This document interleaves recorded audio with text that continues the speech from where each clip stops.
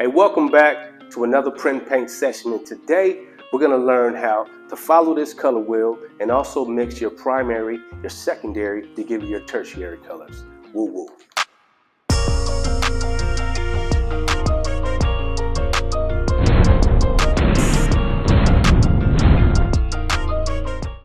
I'm going to show you how to mix that perfect color to match those shoes or that hat or that outfit that you've been trying to get with. We're going to follow this color wheel. Let's get going. Now your box comes with three primary colors. That's your red, your yellow, and your blue. You also have black and white and a skin tone. Now let's jump right in. You mix your primary red with your primary yellow will get you orange. You mix your primary red with your primary blue will get you violet. If you mix that primary yellow with the primary blue will get you a green. Those three are your secondary colors. Now let's jump down to your tertiary colors. If you mix your primary yellow with your secondary green, will get you that lime green you're looking for. If you mix that primary blue with your secondary green, will get you a blue-green haze. If you mix a primary blue with your secondary violet, will get you that blue-violet. If you mix that primary red with your secondary violet, will get you red-violet. If you mix your primary red and your secondary orange, will get you that red-orange or that burnt orange look. And if you mix your primary yellow with your secondary orange, will get you that yellow-orange or tangerine. And that gives you the whole spectrum of your tertiary wheel. Now let's jump over here to your tints and your shades. If you mix any of your primary colors with the white, will get you a lighter haze, like primary red mixed with the white will get you pink. Now if you mix your primary red, for example, with a black, will get you a darker shade of red, give you that deep maroon or deep burgundy you're looking for. Now lastly, if you mix the black with the white, will give you shades of gray, depending how you mix them, depending on your shade. It's that easy. Now you're ready to mix the colors. Let's jump into it. Before paint ever touches your canvas, it's important to explore some color schemes so you're not wasting no paint. For example, if you're not going to use the burnt orange or the blue-violet, don't mix it. A little paint goes a long way. So before we get started mixing our paint, we want to dip our sponge in water, completely soak it. Squeeze all the excess out.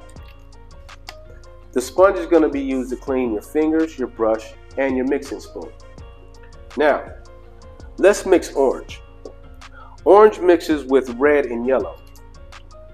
Red is your dominant primary color, so you're going to need less than that than the yellow to mix a proper pure orange. You don't need much. Take a dab of red, and you want to clean your mixing spoon every time you dip a color so you don't contaminate your colors.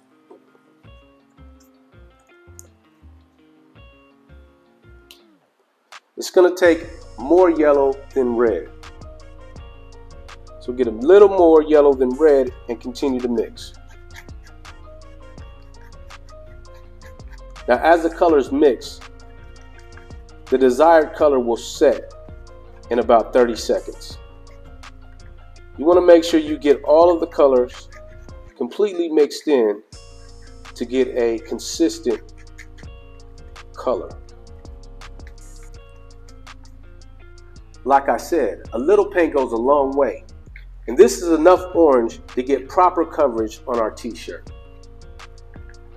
Now let's mix another secondary color. We want to clean off our mixing spoon so we don't contaminate the next color.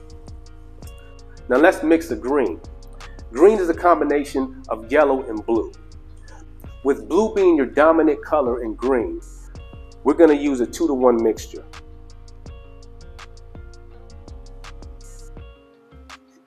Don't need much blue. Clean off your mixing spoon. Add a 2-part yellow. This will give you a true green.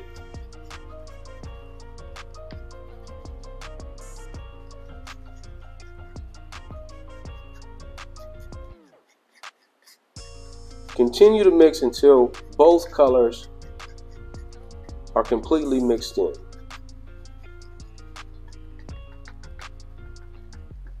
There. As those two colors, the red and the yellow, set, that orange really comes dominant. Now let's mix our third secondary color, which is violet. And that's the mixture between red and blue. As blue still being the more dominant color, we're going to mix a little less than the red. We'll take a scoop, not much, of the blue.